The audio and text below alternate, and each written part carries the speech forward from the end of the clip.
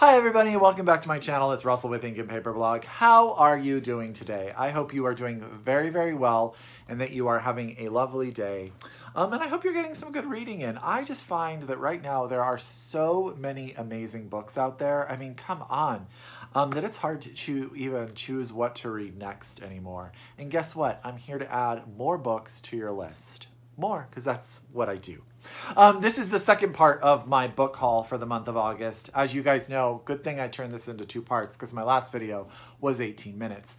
This video will not take that long. But yeah, I have some amazing books to talk to you about. So as always, get out your pen, your paper, your Goodreads, because I have a feeling you'll be adding some of these to your TBR, if not all of them, which is always my goal. The first book was an amazing gift that arrived in the mail from a viewer, and that is Havisham by Ronald. I want to thank Kirk Lundy very much for sending me a copy of this with a really nice note. We had a conversation about some books a while ago. And he sent me this book because he thought I would like it. And he's probably absolutely right because Miss Havisham is absolutely one of my favorite characters ever in the history of literature. You guys know she is from Great Expectations and she is crazy. And this book, in sort of the vein of like Wide Sargasso Sea, imagines how Miss Havisham became Miss Havisham. And I think that sounds fantastic because we know that it turns out badly and poorly for her. And I just love the idea of that. So I want to again thank Kirk very much for sending me this book. I will be adding it to my shelf and be reading it as soon as possible. So that's Havisham by Ronald. The next book was sent to me by the publisher, and it was a nice little gift. And it is a local publisher to me, and that's Two Lines Press.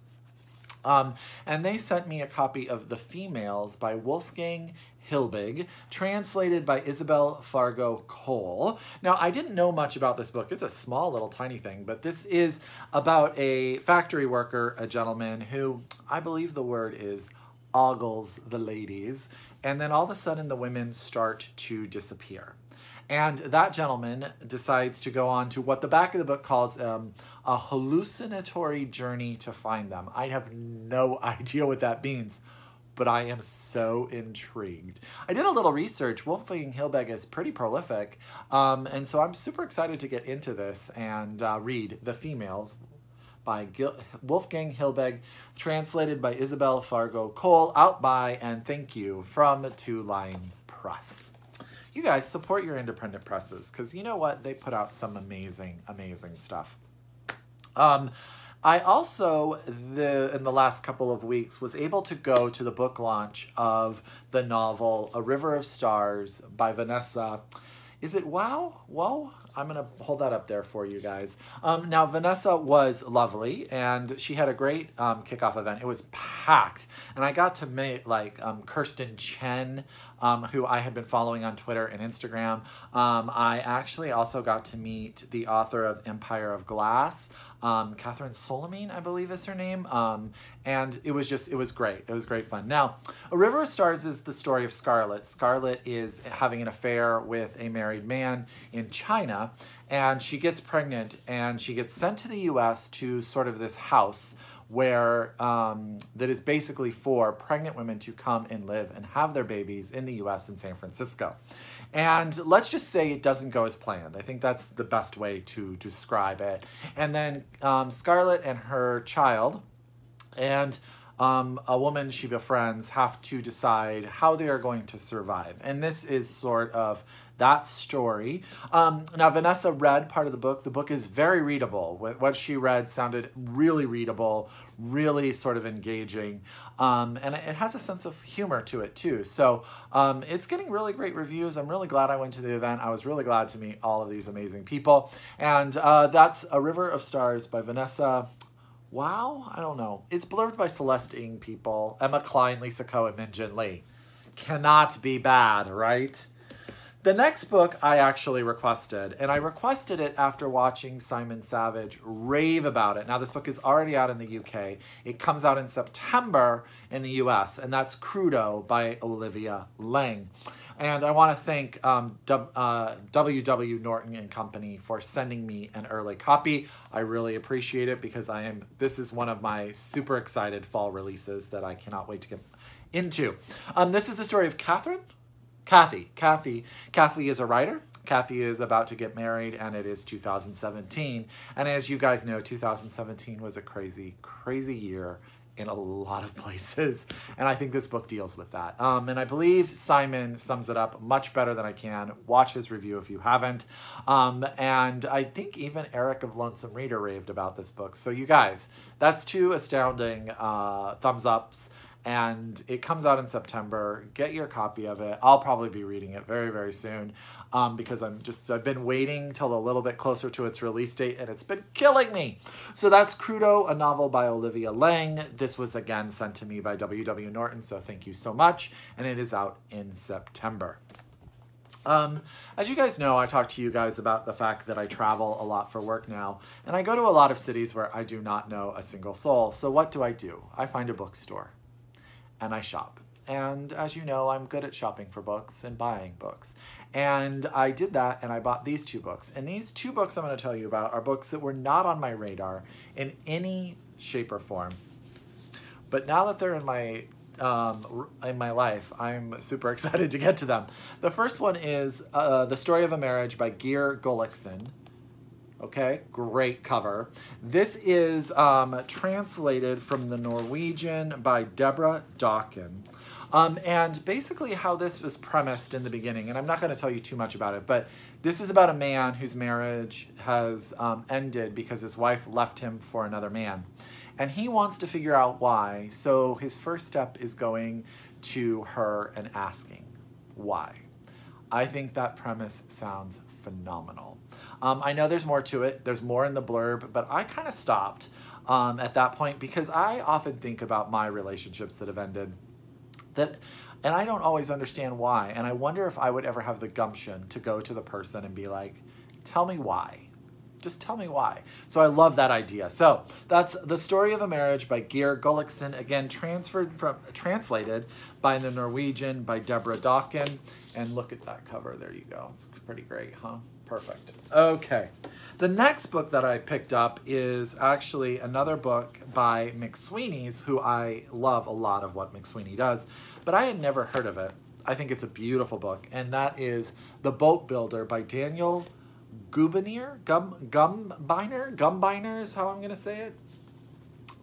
This is the story of a young man who is sort of never really been laid flat by anything until he has an accident where he gets in a concussion and never really recovers. He deals with headaches and sort of becomes obsessed with and addicted to opiates. And he moves to a small Northern California town and still can't deal, so he finds himself breaking into houses looking for pills. And one day he meets, I believe his name is Alejandro, who is a reclusive boat builder. And this is the story of that relationship. And yeah, everything about that sounds like it's going to be one of those books that's probably going to make me cry. Doesn't it sound like a book that is going to make you cry? So that's The Boatbuilder by Daniel Gumbiner, and it is blurbed by T.R.E. Jones. You guys know I love her. And it says, a meditation on love, loyalty, and the shared experiences that turn strangers into family. And this is just a great little paperback edition. So good job, McSweeney's. The next 2 novels, can I just say that Asian American women writers have been rocking my world in the last year and a half or so.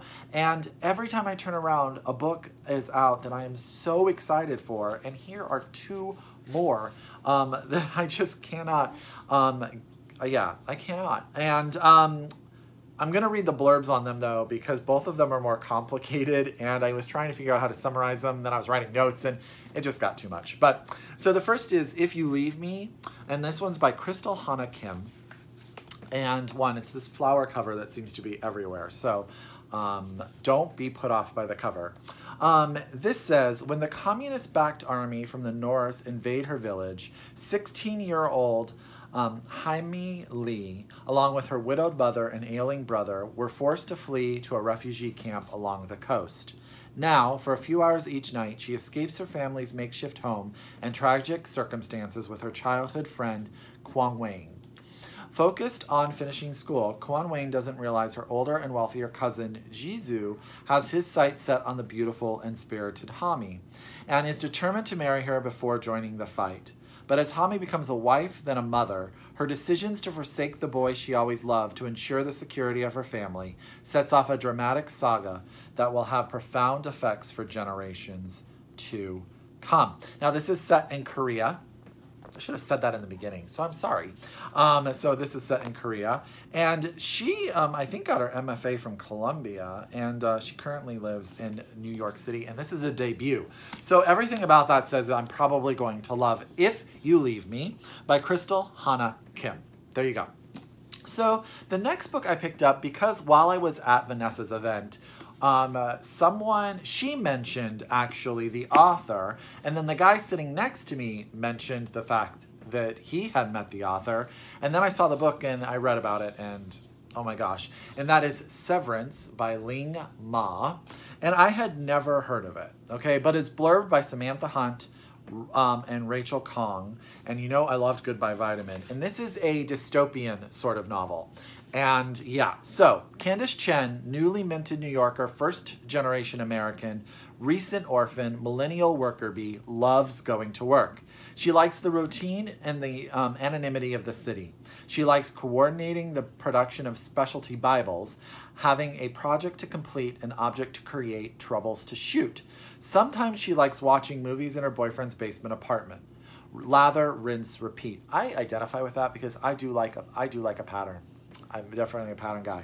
So Candace barely notices when Shen fever sweeps New York. Families flee, companies cease operation, the subways squeak to a halt. Persuaded by a big payout to be a one-person skeleton crew at the office, she spends her free time photographing the abandoned city as an anonymous blogger, NY Ghost. Eventually, though, Candace will have to escape from Manhattan, enter a group of survivors led by the power-hungry IT specialist named Bob. They're traveling to a place called The Facility, where Bob promises they will have everything they need to start society anew. But Candace is guarding a secret Bob will certainly exploit. Will her rescuers become her captors? You guys. 1, everyone was talking about it. 2, that blurb sounds amazing. And yeah, how soon am I going to read Severance by Ling Ma? I have to tell you something. I think this cover is brilliant because it is so different than everything else that's out there on the shelf. This is kind of like a sticker. It's like one of those things that you would put on a manila folder. It has the stamp, almost like a stamp that you would use like copy or closed. I don't know what this is, but yeah, no, you guys, come on. So you've probably never heard of it, I'm assuming, because I just think that if I've heard of it, if I've never heard of it, it can't possibly be something everybody's heard of, and you probably have heard of it because you guys are better book people than me. And that's Severance by Ling Ma, and yeah, no, I cannot wait to dive into this. So that is the second part of my book haul. Not as long as the first part. I hope all of these books wind up on your TBR. As always, if you are a return subscriber, thank you so much. If you're new to my channel, I hope you like what you saw. Please come back. And as always, happy reading. And until next time, I'll talk to you later. Bye.